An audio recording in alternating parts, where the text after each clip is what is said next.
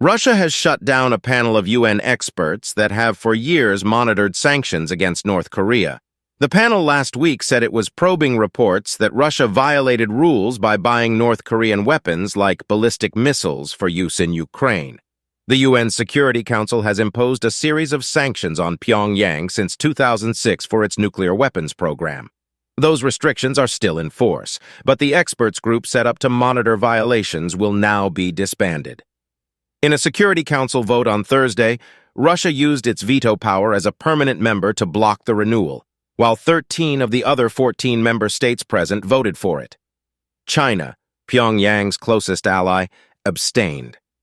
Russia's bloc triggered a wave of condemnation from the US, UK, South Korea, and other Western allies, and comes after a year of high-profile public meetings between Moscow and Pyongyang leaders.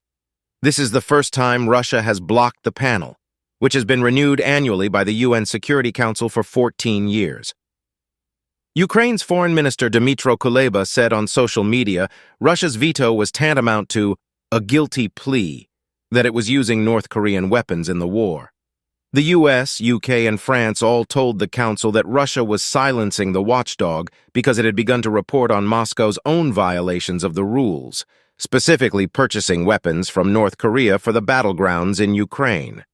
Meanwhile, South Korea's representative at the UN criticized Russia's blind self-centeredness and said it had no justification for disbanding the guardians of the sanctions regime.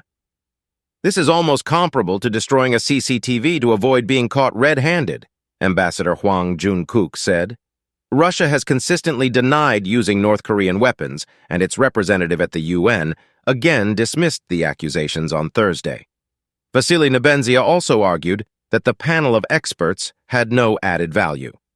The panel has continued to focus on trivial matters that are not commensurate with the problems facing the peninsula, said Mr. Nebenzia, who also added that sanctions had imposed a heavy burden on the North Korean people. Since 2019, Russia and China have sought to persuade the Security Council to ease sanctions. The Security Council first imposed sanctions in 2006 in response to a North Korean nuclear test, and has since passed 10 more resolutions, strengthening them as Pyongyang's nuclear activity has continued. However, Kim Jong-un's regime has largely ignored the sanctions, despite their impact on the economy. The North Korean leader has rapidly continued nuclear weapons development and has pursued a more aggressive and dangerous military strategy in recent years. The UN experts say North Korea continues to flout sanctions through increased missile test launches and developing nuclear weapons. The regime launched a spy satellite this year, with technology believed to have been provided by Russia. In breach of the sanctions, it also continues to import refined petroleum products and send workers overseas, and the UN panel's most recent report detailed a campaign of cyber attacks. Kindly like, subscribe, and share your thoughts in the comments section.